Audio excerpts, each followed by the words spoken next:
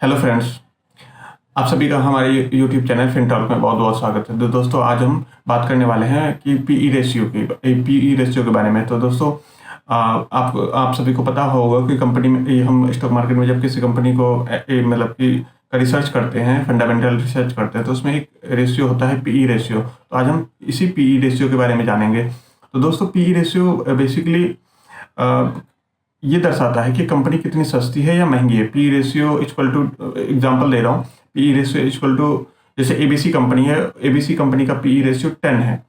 तो इससे क्या पता चलता है, एबीसी कंपनी का पी रेशियो 10 है, जो इससे ये पता चलता है कि एबीसी कंपनी अगर ₹1 कमाती है तो उसके बदले में मार्केट में उस कंपनी को कितना लोग वैल्यू दे रहे हैं। मतलब कि अगर ₹1 कमाने के लिए मार्केट उसको 10 गुना वैल्यू दे रहे हैं। जैसे कि अगर किसी कंपनी का XYZ कंपनी का मान के चलिए पी रेशियो 30 है, तो ₹1 कमाने के लिए मार्केट उसको ₹30 तक का मतलब कि 30 गुना उसको वैल्यू दे रही है। तो इस तरीके से पी रेशियो का मतलब होता है, यानी कि पी रेशियो जितना कम कंपनी, मतलब अगर इस तरीके से देखा जाए कि पी रेशियो अगर कम है तो कंपनी मतलब अंडर वैल्यूड है। पी रेशियो जितना ज़्यादा है कंपनी जो है ओवर वैल्यूड है।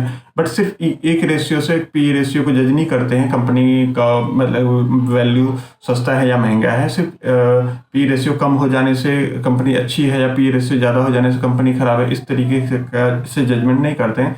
कंपनी को जजमेंट करने के लिए ये भी देखा जाता है कि पर्टिकुलर सेक्टर में, जैसे कि अगर हम आईटी सेक्टर में देखें तो आईटी सेक्टर में टॉप 10 कंपनी या टॉप 20 कंपनी जो अगर हम लें तो उसका एवरेज पी कितना आता है।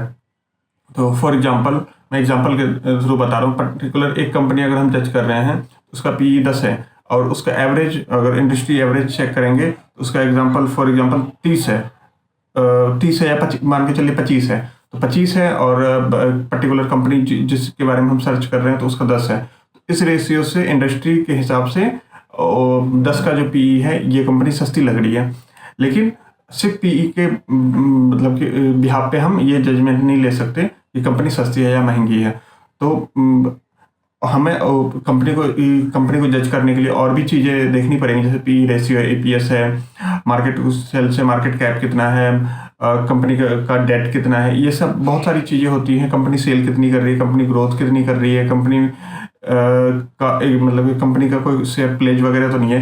ये सारी चीज़ें को देख करके हम कंपनी के बारे में जजमेंट लेते हैं। तो पी रेशियो मोटा मोटा बेसिक हमें ये बताना था कि पी रेशियो होता क्या है, पी रेशियो से हम क्या जजमेंट निकालते हैं। तो दोस्तों आज हम इतना ही रखते हैं, मिलते हैं नेक्स्ट किसी वीडियो में, तब तक के लिए बाय बाय।